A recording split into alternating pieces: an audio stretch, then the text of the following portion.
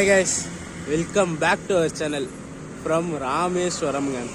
கடைசியாக ஜேர்னி பார்த்துருப்பீங்க. கோயம்புத்தூர் ராமேஸ்வரம் எக்ஸ்பிரஸில் ஜேர்னி பண்ணியிருந்தோம். ராமநாதபுரம் வரைக்கும் வந்திருந்தோம். அப்படியே இன்னொரு ட்ரெயினை பிடிச்சி மண்டபம் வரைக்கும் வந்து இறங்கியாச்சு. இந்த வீடியோ என்னன்னு பார்த்தீங்கன்னா, ராமேஸ்வரத்தில் ஒரு சில இம்பார்ட்டண்டான ஸ்பாட்ஸை தான் எக்ஸ்ப்ளோர் பண்ண போகிறோம். பட் ஆனால் அந்த ரெகுலரான கோவில், தனுஷ்கோடி இதெல்லாம் பார்க்க போகிறது இல்லை. அது இல்லாமல் வேறு ஒரு 2-3 இம்பார்ட்டண்டான ஸ்பாட்ஸை தான் எக்ஸ்ப்ளோர் பண்ண போகிறோம். அதுக்கு முன்னாடி ஒரு முக்கியமான விஷயங்க, ட்ரெயின்ஸ் எல்லாம் பார்த்தீங்கன்னா இப்போ ராமேஸ்வரம்குள்ளே போகிறதில்ல. சென்னையிலேருந்து வர 2 வண்டியுமே மண்டபத்தோட ஷார்ட் டர்மினேட் பண்ணிடுறாங்க. நிறைய பேர் சொல்கிற விஷயம் என்னன்னு பார்த்தீங்கன்னா, மண்டபத்துலேருந்து ராமேஸ்வரம் சிட்டிக்குள்ளே வரதுக்கு ஆட்டோவில் 500 ரூபாய்க்கு மேலே கேட்குறாங்க அப்படின்னு சொல்லிட்டு. இன்றைக்கி நான் வந்து ஒரு சீப்பான பெஸ்ட்டான மோடில் தான் வந்தேன். என்னன்னு பார்த்தீங்கன்னா, ட்ரெயின் வர டைமில் 3 பஸ்ஸு ஆப்ரேட் பண்ணுறாங்க கவர்மெண்ட்லேருந்து. எக்ஸாக்டாக 3 பஸ்ஸு தான் பண்ணுறாங்க. ஒரு ட்ரெயினுக்கு 3 பஸ்ஸுன்ற கணக்கு. ஃபஸ்ட்டு 2 பஸ்ஸு வந்து போயிடுது, க்ரௌட் ஆகிட்டு போயிடுது. 3வது பஸ் பார்த்தீங்கன்னா ஒரு 10-15 நிமிஷம் கழிச்சு வருது. நான் வந்து பஸ்ஸில் தான் ட்ராவல் பண்ணேன். வெயிட் பண்ணி 3வது பஸ்ஸில் தான் பண்ணேன். எவ்வளோ ஃபேருன்னு பார்த்தீங்கன்னா, மண்டபம் ரயில்வே ஸ்டேஷன்லேருந்து ராமேஸ்வரம் பஸ் ஸ்டாண்டுக்கு பஸ் அங்கேருந்து டேரெக்டாக கோவில் வரைக்குமே போகும். பஸ் ஸ்டாண்டுக்கு கோவிலுக்கு எல்லாத்துக்குமே 25 ருபீஸ் தான் சார்ஜ் பண்ணுறாங்க. 500 ரூபா எங்கே இருக்குது, 25 ருபீஸ் எங்கே இருக்குது. இது ஒரு சீப்பான மோடாக தான் இருக்கும். நான் அதில் ட்ராவல் பண்ணி வந்தேன். வர வழியில் பாம்பன் பிரிட்ஜெல்லாம் காமிச்சிட்டு அப்துல் கலாம் மெமோரியலை பார்த்து நேராக பஸ் ஸ்டாண்ட் போயிடுவோம். ஃபஸ்ட்டு பஸ் ஸ்டாண்ட் போயிட்டு பிரேக்ஃபாஸ்ட்டை முடிச்சுட்டு அதுக்கப்புறம் நம்ம எக்ஸ்ப்ளோர் பண்ணுறதை ஸ்டார்ட் பண்ணலாம்.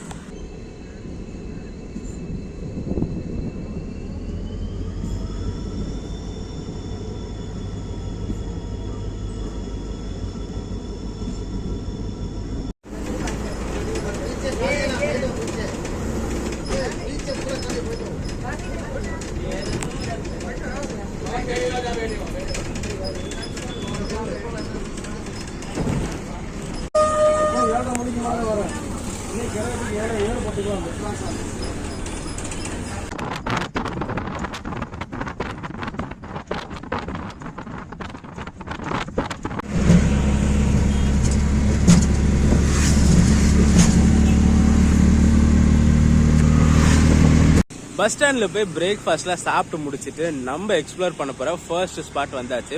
அதுக்கு முன்னாடி பிரேக்ஃபாஸ்ட்லாம் எப்படின்னு சொல்லிடுறாங்க. பஸ் ஸ்டாண்டில் பெரிய ஹோட்டல்ஸ்லாம் கிடையாது. சின்ன ஹோட்டலில் 2-3 ஹோட்டல் இருக்குது. டிஃபன்லாம் சொல்கிற அளவுக்கு இல்லை, பட் ஆனால் சாப்பிடலாம், ஓரளவுக்கு சாப்பிடலாம். பட் ஆனால் ரொம்ப டேஸ்ட் ஆகும்லாம் சொல்ல முடியாது. ப்ரைஸும் பார்த்தீங்கன்னா நார்மல் தான். நார்மல் ஹோட்டலில் வாங்குற ப்ரைஸு தான் சின்ன ஹோட்டல்லையும் வாங்குறாங்க. நான் 2 தோசை ஒரு இட்லி சாப்பிட்டேன். எனக்கு மொத்தம் பார்த்தீங்கன்னா 108 ரூபா ஆச்சு. இன்னும் 2 தோசை 50 ரூபா, ஒரு தோசை 2 தோசை 100 ரூபாவும், ஒரு இட்லி வந்து 8 ரூபா. ஸோ 108 ரூபா சார்ஜ் ஆச்சு. சாப்பிட்டு முடிச்சுட்டு பஸ் ஸ்டாண்ட்லேருந்து ஒரு ஷேர் ஆட்டோ பிடிச்சாங்க. பஸ் ஸ்டாண்ட்லேருந்து ஜஸ்ட் ஒரு 1 கிலோமீட்டரில் தான் இந்த ஸ்பாட் இருக்கு. எல்லாருக்குமே தெரிஞ்சிருக்கும், doctor APJ Abdul Kalam memorial இங்கே தான் இருக்கு. 20 ருபீஸ் ஷேர் ஆட்டோவில் வாங்கினாங்க. ஆனால் 10 ரூபா தான் சொன்னாங்க. பட் ஆனால் அவர் 20 ரூபா வாங்கிட்டாரு. கேட்டால் ரொம்ப தூரம்ப்பா அப்படின்னு சொன்னார். சரி ஓகேன்னு கொடுத்தாச்சு. இன்னும் ஓப்பன் பண்ணல. மெயினான இம்பார்ட்டண்டான விஷயம் என்னன்னு பார்த்தீங்கன்னா, உள்ளே வந்து ஃபோனு, பேக்ஸ் எல்லாம் அலோடு கிடையாது. லாக்கரும் கிடையாதுன்னு தான் நினைக்கிறேன். ஏன்னா இங்கே இருக்கவங்களாம் அதான் சொன்னாங்க, லாக்கர்லாம் கிடையாது, இங்கே தான் வச்சுட்டு போகணும்னு சொல்லிட்டு. நம்ம போய் ஃபஸ்ட்டு என்னான்னு பார்ப்போம். லாக்கர் இருந்துச்சுன்னா லாக்கருக்குள்ளே வச்சுட்டு போவோம். அப்படி இல்லைன்னா இங்கே ரோட்டில் கடையில் தான் கொடுத்துட்டு போனோம். மெயினான விஷயம், கேமரா, ஃபோன்ஸ், பேக்ஸ் எதுவுமே அலோடு கிடையாது. ஸ்லிப்பர்ஸ் விடுறதுக்கு தனியாக சைடில் ஒரு இடம் இருக்குது. ஸ்லிப்பர்ஸும் வெளியில் விட்டுட்டு தான் உள்ளே போகணும்.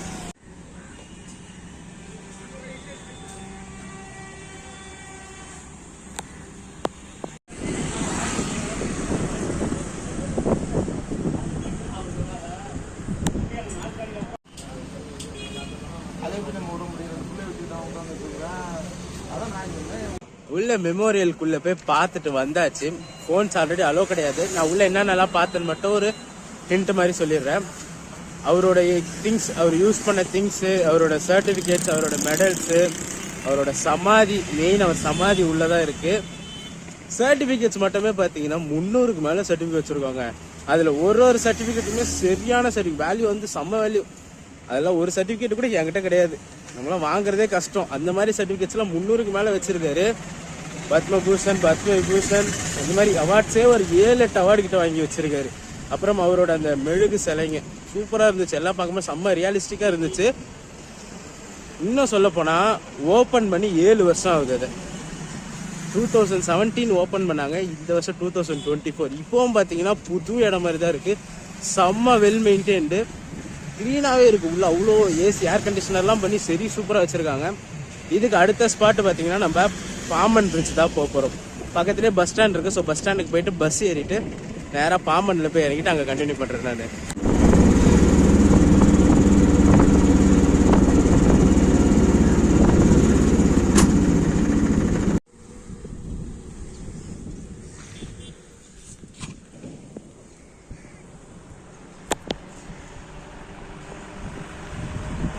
அடுத்த ஸ்பாட்டான பாம்பன் பிரிட்ஜ் ரீச் பண்ணியாச்சுங்க.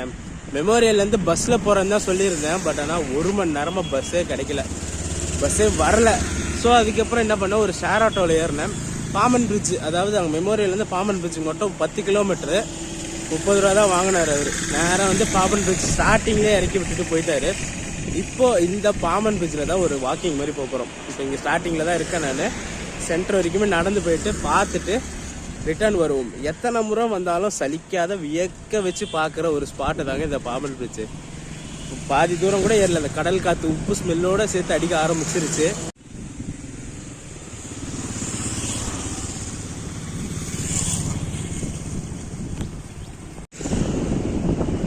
எல்லாருமே பாருங்க கடல்ல போய் மீன் பிடிச்சிட்டு வந்து இங்க மீன் வலையிலேருந்து எடுத்துட்டு இருக்காங்க. பார்க்க சொல்லவே தெரியுது.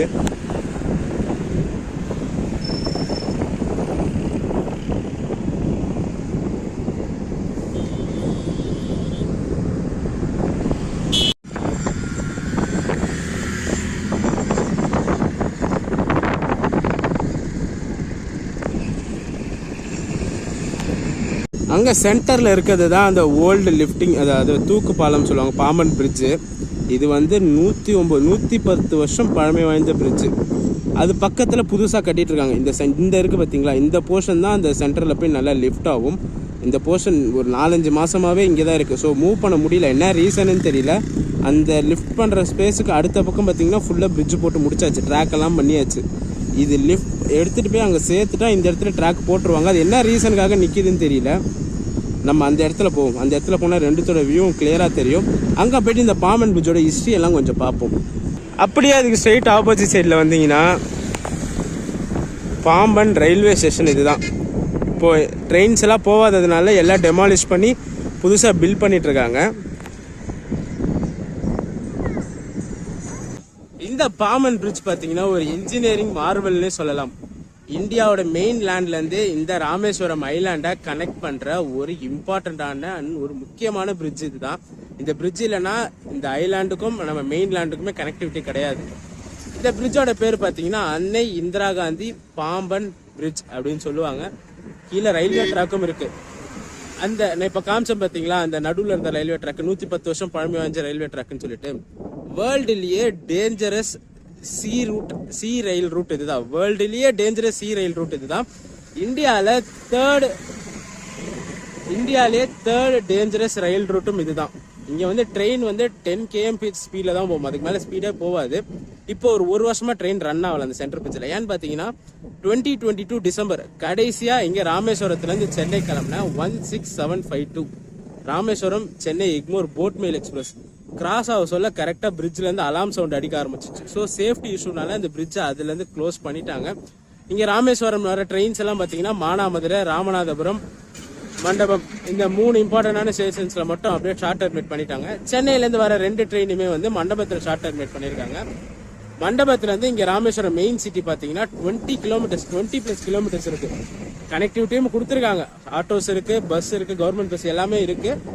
பட் ஆனால் டைமிங்ஸுக்கு தான். பஸ் எல்லாம் பார்த்தீங்கன்னா அது ஸ்டேஷன்லேருந்து டைமிங்ஸ் இருக்குது. ஸ்டேஷன்லேருந்து கொஞ்சம் தள்ளி பண்ணிங்கன்னா ரயில்வே கிராசிங் இருக்கும். அங்கேருந்து பார்த்தீங்கன்னா எக்கச்சக்கமான பஸ்ஸஸ் இருக்குது. இப்போ சென்ட்ரல் ஸ்பாட்டுக்கு போவோம். அந்த ஸ்பாட்டுக்கு போயிட்டு அந்த பிரிட்ஜோட வியூவை ரசிக்கலாம். காத்தும் பலமாக அடிக்கும். ஸோ சென்ட்ரலில் போய் கண்டினியூ பண்ணுறேன் நான். அந்த பழைய ரயில்வே ட்ராக்கை அங்கேருந்து கட் பண்ணிட்டாங்க. உங்களுக்கு இந்த பிரிட்ஜ் ஸ்டார்டிங்லேயே தெரியும். இந்த இடத்துல கரெக்டாக கட் பண்ணியிருக்காங்க பார்த்தீங்களா. இதை அப்படியே கட் பண்ணிவிட்டு அந்த லைனை டேரெக்டாக அந்த பிரிட்ஜில் கனெக்ட் பண்ணுற மாதிரி ட்ராக் போட்டாங்க. பட் ஆனால் திருப்பி ரிமூவ் பண்ணி வச்சுருக்காங்க. என்னன்னு தெரியல. அது பாருங்க, அந்த இடத்துலலாம் போட்டுட்டாங்க. திருப்பி என்ன பண்ணியிருக்காங்கன்னு தெரியல. இது மூவ் பண்ணுறதுக்காக ரிமூவ் பண்ணியிருப்பாங்க போல இருக்கு. இந்த பிரிட்ஜில் நடந்து போகிறது ஒரு பயம். ஏன்னா சீக்கு மேலே கரெக்டாக நடக்கிறோமா, அந்த ஹைட் ஒரு பயம்னு பார்த்தீங்கன்னா கழுகுலாம் மூஞ்சிக்கிட்ட ஒட்டுற மாதிரியே பறந்து போகுதுங்க. அது இன்னும் பயமாக இருக்குது. அதோட மூக்கெல்லாம் பார்த்தீங்கன்னா செம்ம ஷார்ப்பாக இருக்கு. நான் அவ்வளோ கிட்டலாம் கழுக பார்த்ததே கிடையாது. கரெக்டாக என் மூஞ்சிக்கிட்ட இப்படிலாம் பறந்து போகுது. இந்த ராமேஸ்வரம் ஐலாண்டோட வியூலாம் பாருங்களேன், செம்மையாக இருக்குல்ல. இந்த பக்கம் கூட இல்லை, இந்த பக்கம் பாருங்க, இன்னும் செம்ம சூப்பராக இருக்கு.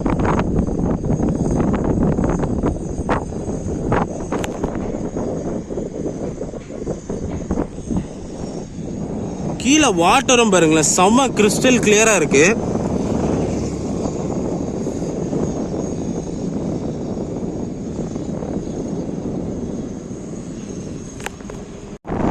அட்லாஸ் ஃபைனலா பாத்தீங்கன்னா அந்த கார்னர்ல இருந்து இவ்வளவு தூரம் நடந்து இந்த ஸ்பாட் பக்கத்துல வந்தாச்சுங்க. காத்து செம்ம பலமா அடிக்குது. நான் ஆல்ரெடி சொல்லியிருப்பேன் காத்து அடிக்கும்னு சொல்லிட்டு. இந்த ஸ்பாட்டு கிட்ட வந்தாச்சு.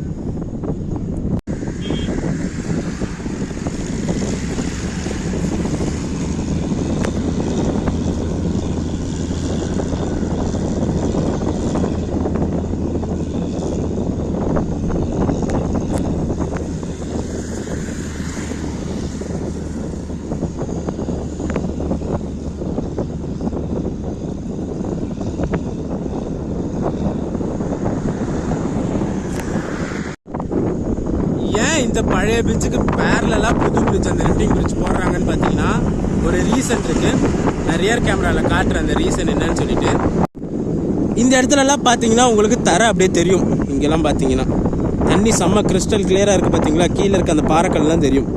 அப்படியே அந்த இடத்துல பார்த்தீங்கன்னா அப்படியே ப்ளூவாக தண்ணி தெரியுது. பார்த்தீங்களா, ஏன்னா இந்த இடம் கொஞ்சம் ஆழமாக இருக்கும். இப்போது கப்பல்லாம் போகிறதுக்கு இந்த இடம் தான் கரெக்டாக இருக்கும்னு சொல்லிட்டு இந்த பிரிட்ஜை போட்டாங்க. ஸோ அதுக்கு பேரலாக தான் புது பிரிட்ஜும் போடுறாங்க. இந்த பிரிட்ஜு பார்த்தீங்கன்னா இப்படி லிஃப்டாக ஒரு பிரிட்ஜு, ரெண்டு சைடுமே அப்படி இப்படி திறக்கும். புதுசாக போடுற பிரிட்ஜு பார்த்தீங்கன்னா அப்படியே நேராக தூக்கும், லிஃப்ட் ஆகிற மாதிரி. இது ஓப்பன் ஆகிற டைப்பு, அது லிஃப்ட் ஆகிற டைப்பு. நம்மளோட லக்கு பார்த்தீங்கன்னா எக்ஸாக்டாக 2022 டிசம்பரில் இந்த பிரிட்ஜை க்ளோஸ் பண்ணாங்க. அந்த க்ளோஸ் பண்ணுறதுக்கு ஜஸ்ட் ஒரு 2 months, அதாவது 2022 அக்டோபரில் தான் நான் கடைசி ஜேர்னி இந்த பிரிட்ஜில் பண்ணேன். போட் மேலையும் பண்ணிட்டேன், சேதுலையுமே பண்ணிட்டேன். போட் மேலில் பிளாகாக கவர் பண்ணியே காமிச்சிட்டேன். போட் மேல் வந்து கரெக்டாக மார்னிங் 8 o'clock இந்த டைமில் கிராஸ் ஆகும்.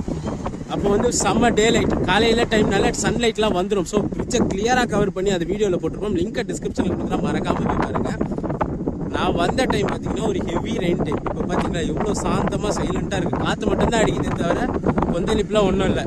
பட் ஆனால் நான் வந்த டைம் பார்த்தீங்கன்னா ஒரு மழை டைம், செம்ம கொந்தளிப்புலாம் இருந்துச்சு. அந்த போட்மேல் வீடியோவில் போட்டிருப்பேன் பாருங்கள். நான் ஆல்ரெடி சொன்ன மாதிரி புது பிரிட்ஜோட இந்த பார்ட் ஒர்க்கே நடக்கல பார்த்தீங்களா. பட் ஆனால் இந்த சென்டருக்கு அந்த சைடு பாருங்கள் ஃபுல்லாக ஒர்க் கம்ப்ளீட் பண்ணியாச்சு. இன்னும் சொல்லப்போனால் அந்த லாஸ்ட்லலாம் வந்து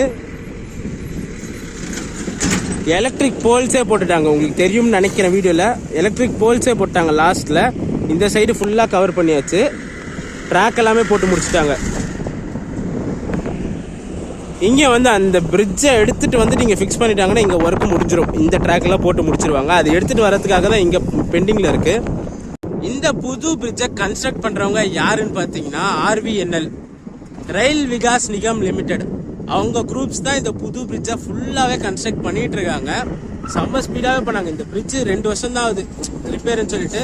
அதுக்கு முன்னாடியே பில்லர்ஸ்லாம் போட்டிருந்தாங்க. பட் ஆனால் ரிப்பேர் ஆச்சுன்னு சரி குயிக்காக பண்ணி அந்த முக்கால்வாசி வேலையை முடிச்சிட்டாங்க. இதை எடுத்துகிட்டு வரது மட்டும் தான் இந்த பெண்டிங்கில் இருக்குது. ஸோ இந்த பிரிட்ஜுக்கு ஸ்ட்ரைட் ஆப்போசிட் சைடு அந்த பக்கம் போய் பார்ப்போம். நிறைய மூவி ஷூட்டிங் ஸ்பாட்லாம் இந்த மூவிஸ்லலாம் ராமேஸ்வரம்னா இதை தான் காட்டுவாங்க. அந்த வியூ காட்டுற பாருங்களேன், செம்ம அழகாக இருக்கும். நான் சொன்ன அந்த வியூ இதுதான்.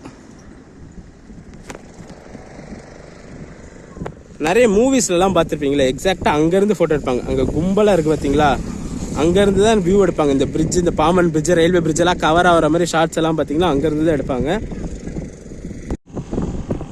வர சொல்ல ஏதோ ஒரு ஆர்வத்தில் இவ்வளோ தூரம் நடந்து வந்துட்டாங்க. இப்போ vlog முடிச்சுட்டு திருப்பி அந்த இடத்த திரும்பி பார்த்தா எப்பா எவ்வளோ தூரம் பாருங்கள், செம்ம வெயிலாக இருக்குது. எப்படி போய் சேர போகிறேன்னு தெரியல.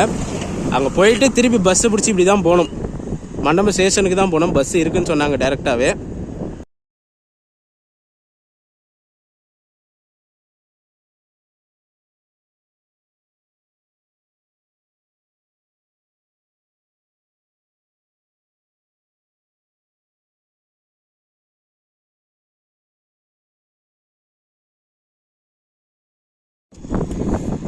இந்த கேமராஸ் பார்த்தீங்கன்னா கவர்மெண்ட் இப்போ ரீசெண்டாக இன்ஸ்டால் பண்ண கேமராஸ் தான்.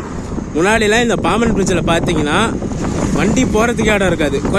கொச்சன்னு வண்டிங்க எல்லாம் நிற்க வச்சுட்டு இருப்பாங்கன்னு இறங்கி எல்லாம் பார்ப்பாங்க. இந்த ஒரு மூமெண்ட் எல்லாருக்குமே என்ஜாய் பண்ணுற மூமெண்ட் தான். பட் ஆனால் ஃபுல் டிராஃபிக் ஆகிடுதுன்னு சொல்லிட்டு நம்ம கவர்மெண்ட் இப்போ கேமரா ஃபிக்ஸ் பண்ணிட்டாங்க. நம்ம போலீஸ் சொன்னாலும் யாரும் கேட்கறது இல்லை. ஸோ அதனால கேமரா ஃபிக்ஸ் பண்ணிவிட்டு எந்த வண்டி ஒரு 2 to 3 minutes டைம் கொடுக்குறாங்க. டைமெல்லாம் இல்லைன்னு சொல்லலை, ஒரு 2 to 3 minutes, max to max 5 minutes கொடுக்குறாங்க. அதுக்கு மேலே வண்டி நிறுத்துனீங்கன்னா ஆட்டோமேட்டிக்காக இந்த கேமரா வழியாக வெஹிக்கல் நம்பர் வச்சு ஃபைன் போட்டுடுறாங்க. இதுதான் பார்த்தீங்கன்னா ராமேஸ்வரத்தில் நம்ம தமிழ்நாடு கவர்மெண்ட் லான்ச் பண்ணியிருக்க டூரிஸ்ட் பஸ்ஸு. ஒரு சில பல ஸ்பாட்ஸ் எல்லாம் ஃபிக்ஸ் பண்ணி அந்த இடத்துக்கு இந்த பஸ்ஸாலேயே கூட்டு போய் சுற்றி காட்டுவாங்க.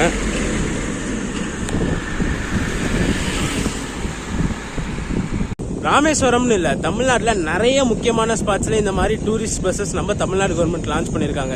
இப்போ ரீசெண்டாக பார்த்தீங்கன்னா கும்பகோணத்துலேயும் லான்ச் பண்ணியிருப்பாங்க. நவகிரக சுற்றுலா பயணம்னு சொல்லிட்டு மார்னிங் 7 o'clock பஸ்ஸு கிளம்பும், நைட்டு 7 o'clock 12 hours அந்த 9 கோயிலுமே கவர் பண்ணிடுவாங்க.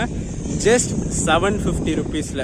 நீங்கள் மார்னிங் 750 rupees டிக்கெட் எடுத்து அந்த பஸ்ஸில் உட்காந்திங்கன்னா எல்லா கோவில்லையுமே விஐபி ஸ்பெஷல் என்ட்ரிலேயே சாமி பார்த்துட்டு ரிட்டர்ன் எடுத்துகிட்டு வந்து கும்பகோணம் பஸ் ஸ்டாண்ட்லேயே விட்டுருவாங்க. செம்ம இது. அது ஆன்லைன் ரிசர்வேஷனும் இருக்குது. 750 rupeesல எல்லா கோவிலுமே விஐபி என்ட்ரன்ஸில் பார்த்து முடிக்கிற மாதிரி அதுக்கு வச்சுருக்காங்க. இங்கே ராமேஸ்வரத்துலேயே முன்னாடி இருந்துச்சு. இங்கே இருக்கிற முக்கியமான ஸ்பாட்ஸ், எக்கச்சக்கமான ஸ்பாட் இருக்குது ராமேஸ்வரத்தில். அதில் ரொம்ப செலக்டடான முக்கியமான ஸ்பாட்ஸை கவர் பண்ணுறதுக்கு தான் இந்த டூரிஸ்ட் பஸ்ஸு. இந்த ராமேஸ்வரம் எக்ஸ்ப்ளோரிங் ஆல்ரெடி ஒரு வீடியோ போட்டிருப்பேன். நான் நிறைய எக்ஸ்ப்ளோர் பண்ணேன். இந்த தனுஷ்கோடி, ஒரு 4-5 கோவில்ஸ் எல்லாம் எக்ஸ்ப்ளோர் பண்ணி ஒரு வீடியோவை ஆல்ரெடி போட்டிருப்பேன். அதோட லிங்க் டிஸ்கிரிப்ஷனில் கொடுக்குறேன். இன்றைக்கி பார்த்தீங்கன்னா ஒரு பேசிக் எக்ஸ்ப்ளோராக தான் இருக்கும்.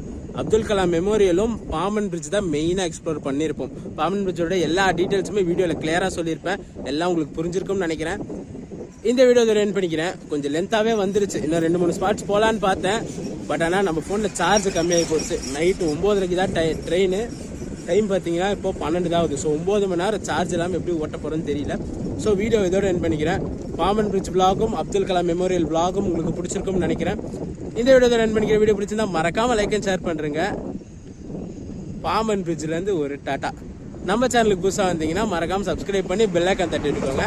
அடுத்து சூப்பரான ஜெர்னிஸ் நம்ம சேனலில் காத்துக்கிட்டே இருக்குது. டாடா.